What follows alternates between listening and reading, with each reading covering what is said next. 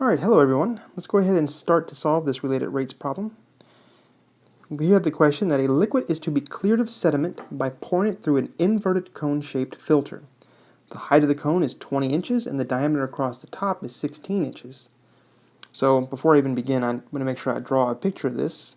So I'm going to draw my little inverted cone, and I know right off the bat that the diameter across the top is going to be 16 inches.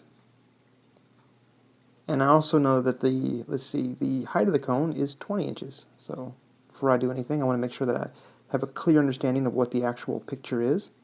All right, let's go back. The liquid is flowing out of this cone at 2 cubic inches per minute. The question is, how fast is the depth of the liquid changing when it is 12 inches deep? All right, so let me label some things here. The water is flowing out of it, so it's coming out. So I'm just going to say that I'm going to call this height H, where the actual fluid is at. So I'll call this H there. And what I want to know is how is this changing what's the rate of this changing as the water flows out of this? Now what I'm given is that I'm given that the liquid is flowing out at 2 cubic inches.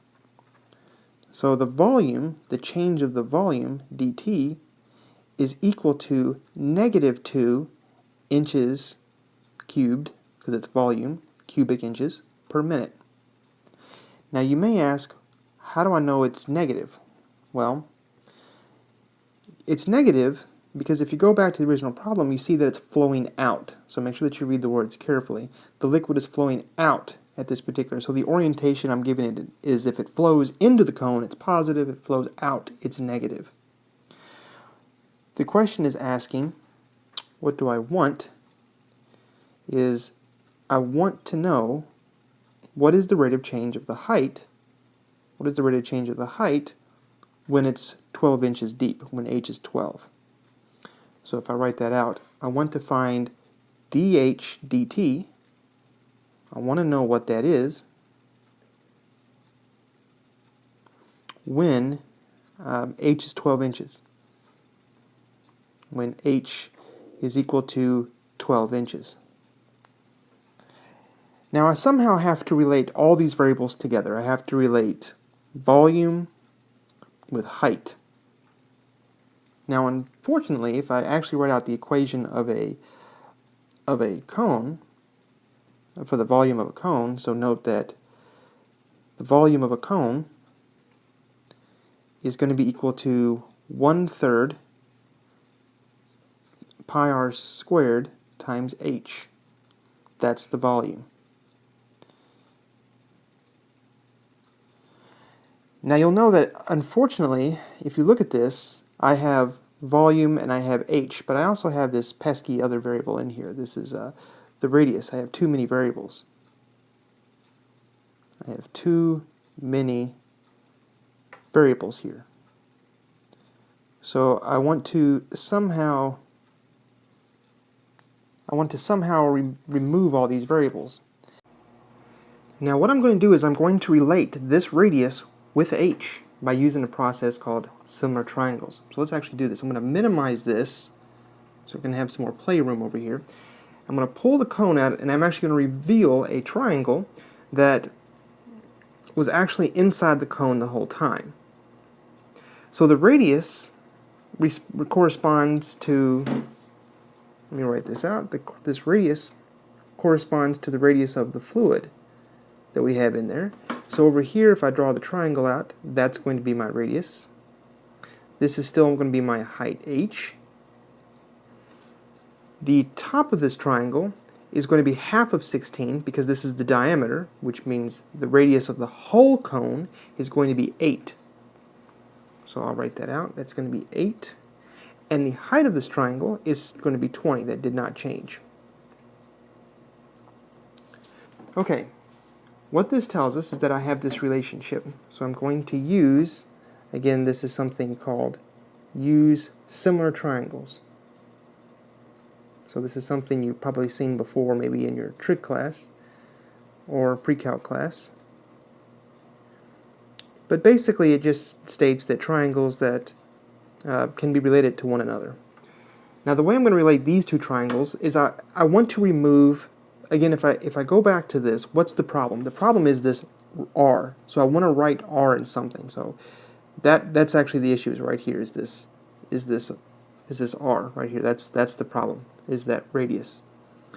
So I'm going to have to write everything in terms of r. So what I'm going to do is I'm going to have r over h, r over h. That ratio, r over h, is the same thing as 8 over 20. So I'm going to get, that's equal to 8 over 20. And 8 over 20 actually simplifies nicely to 2/5. So that's the same as saying that r, the radius, is simply 2/5 the height. Now this is true for this particular cone. It's going to be different for every cone, so make sure you don't just memorize this and you know where it comes from, because this corresponds to specifically this cone there. Okay, let me go ahead and minimize this and I'll come back to the original problem that we have. Okay, so if I come back to the original problem, it says here that I have too many variables. Oops. I don't know why those two are not actually connected. I'll put that up there. Okay, too many variables.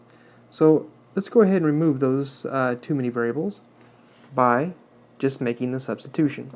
So I know that the volume, V, now, according to the formula, is 1/3 pi times r squared times h. But I know what r is equal to.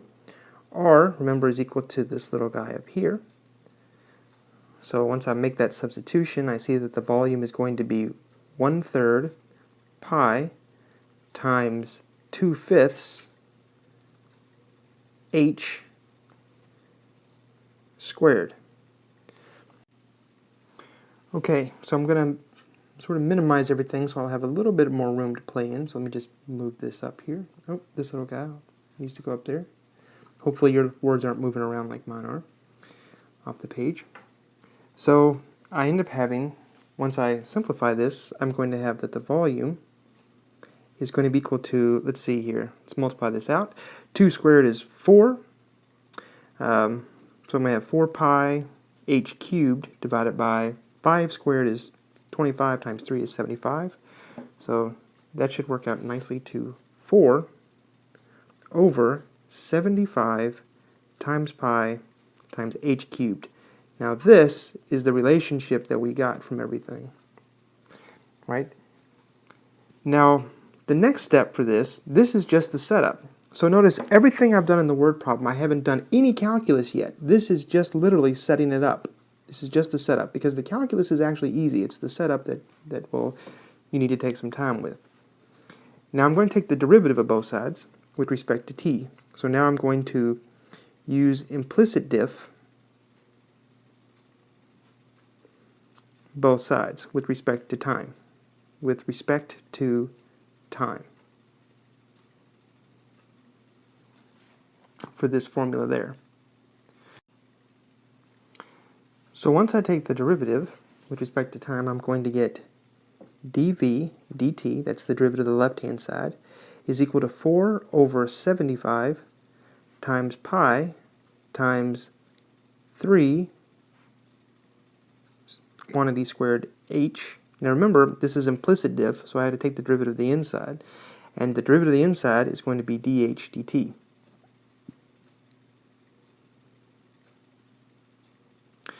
So I have the rate of change of the volume, once I simplify this out, is going to be equal to, let's see, that's going to be 4 over 75 times 3, so the 75 and the 3 can kind of reduce, is 4 over 25 times pi times h squared times dh dt. Okay, so this is the derivative with respect to time. I took the implicit derivative of both sides. Alright, let me go ahead and copy what I know and what's given. Okay, so what we now know is that, again, the rate of change of the volume is equal to 4 over 25 times pi times h squared times dh dt. And the question is, what we want is, we want to find dh dt. This is what we want. When the volume is that. So I'll write that out. So when h is equal to 12 inches, we're also given that dv dt is equal to -2 inches cubed per minute. So now I just substitute everything back in there. So I just substitute this into this piece and h back into h. So let's do that now. So I make the substitution and I end up getting -2 is equal to 4 over 25 times pi times 12 squared times dh dt, the derivative of h with respect to time. When you multiply all this out, you get -2 times 12 squared, or -2 is equal to, 12 squared is 144 times 4, 576 pi divided by 25 dh dt, and then simply divide by that fraction. So we simply just solve for this. So I'm going to divide this fraction over here, or just multiply through by the reciprocal, and you end up getting that dh dt as my final answer is equal to, let's see, I can actually simplify this after I divide. I'm going to get -25 divided by 288 pi. And my units for this, remember this is in the height, so that's going to be inches, and my time is in minutes. So that's going to be inches per minute. And that is my final answer. This is it. That's all there needs to be done. Now I want you to realize that taking the derivative was actually the easiest part. The setup, actually getting all the variables related, that was the challenge. So when you do a problem like this, it's not the calculus that will be challenging, it's the setup. So please make sure that you fully understand what the question's asking before you actually start trying to take derivatives of things. All right, that's it.